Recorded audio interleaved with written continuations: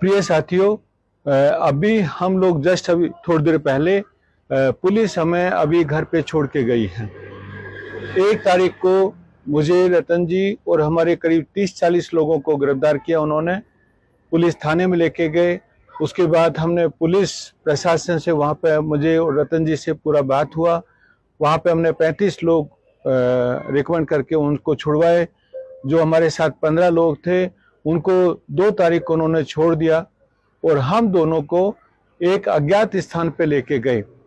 ये बातचीत में पता चला कि शायद प्रधानमंत्री मोदी यहाँ पे जो बाड़मेर में आ रहे हैं उनकी सुरक्षा को खतरा हो सकता है, इसलिए दोनों को वो अज्ञात स्थान पे लेके गए और हमें 3 दिन उस अज्ञात स्थान पे रखा गया।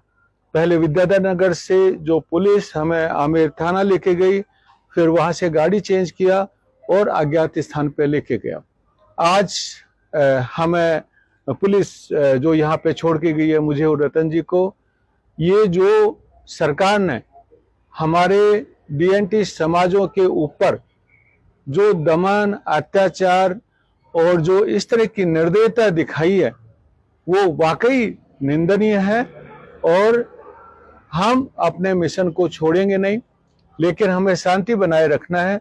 9 तारीख को सरकार की जो वार्ता होने वाली है उसका इंतजार करना है और 15 तारीख तक जो हमें बिल्कुल शांति बना के रखना है। 16 तारीख को हम अपनी पूरी रणनीति बताएंगे कि हमें क्या करना है। मैं स्पष्ट बता देना चाहता हूं सरकार को और सभी मेरे साथियों को, जो मिशन लिया है वो किसी भी कीमत पर छोड़ेंगे नहीं।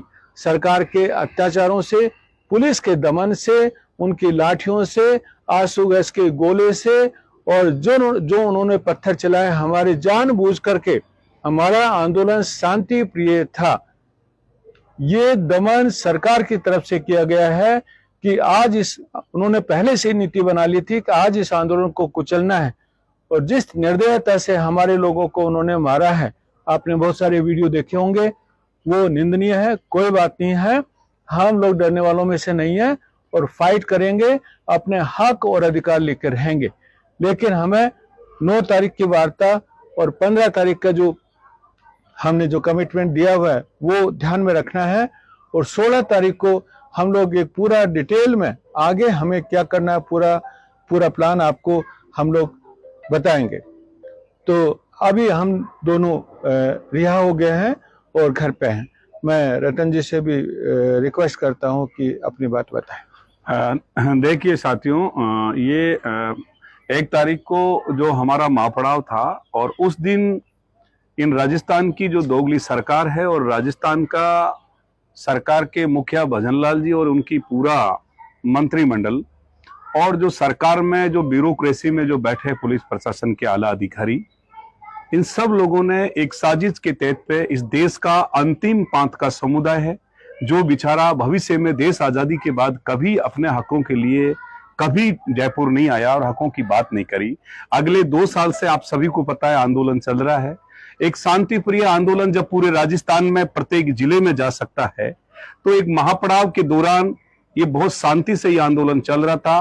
पुलिस की और प्रशासन की और सरकार की जो प्री प्लानिंग थी, एक षड्यंत्र था कि इन लोगों पे डंडे, लाठियों से और आंसू गैस के गोलों से पूरा जो विद्याधर नगर था उसको धुआं कर दिया और कई हमारी महिलाओं को, कई हमारे नौजवान साथियों को, कई हमारे पुराने पंच पटेलों को, सब लोगों को, कम से कम हजारों लोग हमारे चोटिले हुए और इस तरह से लट बरचाया जा रहे थे। कुछ हमारे लोगों के हाथ फ्रैक्चर हो गए, किसकी अंगुलियां फ्रैक्चर होगी, किनके सिर में चोट आई। तो ये बहुत ही दुर्भाग्यपूर्ण, ये जो यहाँ की राजस्थान सरकार की जो तानाशाही सरकार है, जिन्होंने हमारे लोगों को इस तरह का बर्ताव किया, उसके बावजूद भी जो हमारे शीर्ष नेता आदरणीय लाल सिंह जी, जिनको पुलिस ने डिटेन किया, इनके साथ हमारे भाई पारस भाई और बहुत सारे करीब 50 लोगों को पुलिस विद्याधर नगर में हमें डिटेन करके लेके आई।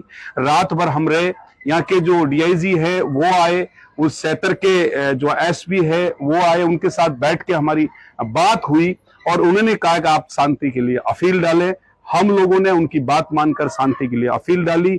उसके बावजूद भी कुछ लोगों को रिहाई किया, 15 लोगों को रखा और सुबह हमारी जमानत बेकायदा हुई और उसके बाद मुझे और आदरणीय हमारे डीएनटी समाज के शीर्ष नेता, जिनको पुलिस गाड़ी में बिठाकर सुनसान जंगल, जहां जंगल झाड़ियों में हमें ले जाकर रखा, हमारा मोबाइल भी पुलिस के पास रहा और पूरी तरीके से हमें एक तरीके का बंधक बना के ऐसी स्थिति में हमें रखा।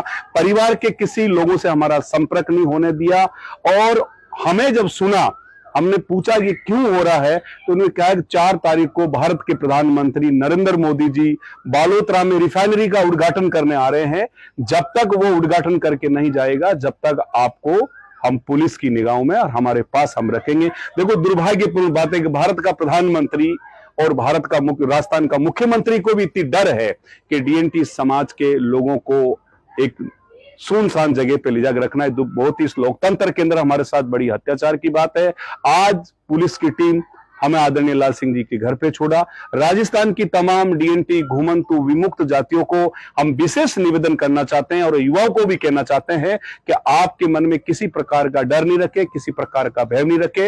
ये लोकतंत्र है, इसमें हमें बोलने का अधिकार है, मगर ये भारतीय जनता पार्टी की जो सरकार है, ये सरकार एक तरह की दमन नीति करके आपके आंदोलन को कुचलना चाहती। मगर जो आपका मांग है वो संवैधानिक मांग है। हमें सरकार के साथ जो बात हुई है कि 9 तारीख को मुख्य सचिव, चीफ सेक्रेटरी के साथ हमारी वार्ता होगी और 15 तारीख तक हमें अपील शांति से कहने के लिए बोला है।